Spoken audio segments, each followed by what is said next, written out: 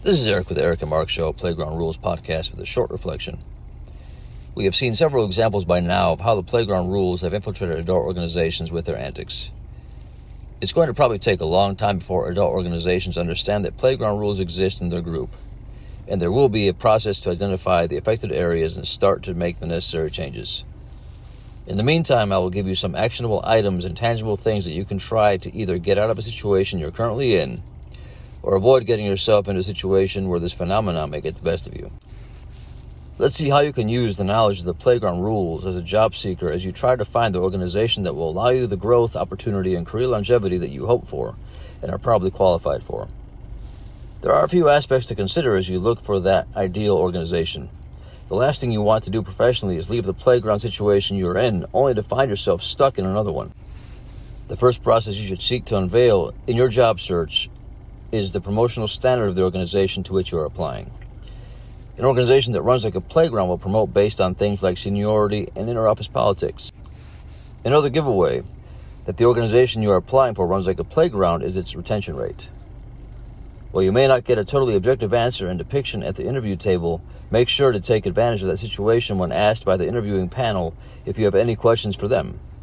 Ask these questions and pay attention to the answers, as their answers will unveil whether or not their processes are objective or if playground antics lead their decision-making process.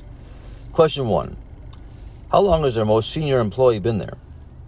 This is another way of asking about the retention rate, which also will indirectly speak to the state of organizational morale. If you ask direct questions about retention rate and morale, their answer may not be as in-depth as you need to help you make a decision on whether or not you want to work for them. Question 2. What character traits do they look for as they decide who to promote? If the interviewer kind of squirms in their seat and utters a cookie-cutter answer, you know their promotional process is probably tainted by playground rules. However, if they talk about their organizational philosophy as if they have one, that may be a good sign that there is an objective process. Question 3.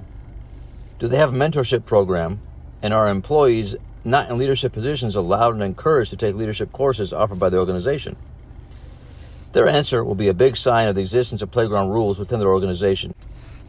You see, if they don't have a mentorship program, they probably don't believe in giving all those legitimately interested in professional growth an opportunity to join the ranks of leadership.